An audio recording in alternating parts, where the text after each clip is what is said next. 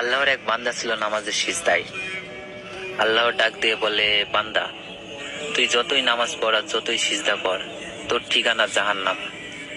এ কথা শুনে বান্দাটি বলতেছে, আলহামদুলিল্লাহ। আল্লাহ বলে, এই বান্দা, জাহান্নামের কথা শুনে কেউ আলহামদুলিল্লাহ কয়?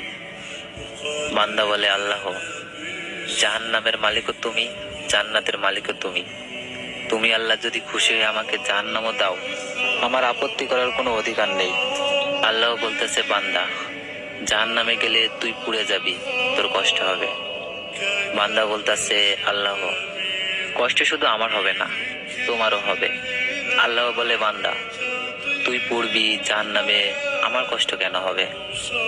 বান্দা বলে, আল্লাহ, মায়ের কোলে সন্তান যদি পানিতে পড়ে যায়, তাহলে দুনিয়ার কোনো মাই যেমন দূরে দাঁড়িয়ে থাকতে পারে না, দৌড়ে গিয়ে বাচ্চাকে কোলে নেয়, আমার বিশ্বাস ওই মায়ের চেয়ে কোটি কোটি গুণ দয়া তোমার বেশি।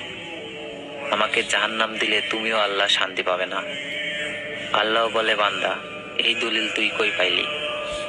বান্দা বলে, আল্লাহ, আমাদের জাতির পিতা ইব্রাহিম আলাইহিসসালাম তোমার প্রেম বুকে নিয়ে যখন নমরুদের চুলায় পড়ে গেল, তার আগেই তুমি বলে দিলে, আমার দিকে তাকিয়ে দেখো, আমার কলেজা ভরে শুধু তুমি আছো, আর অন্য কারো জায়গা নাই।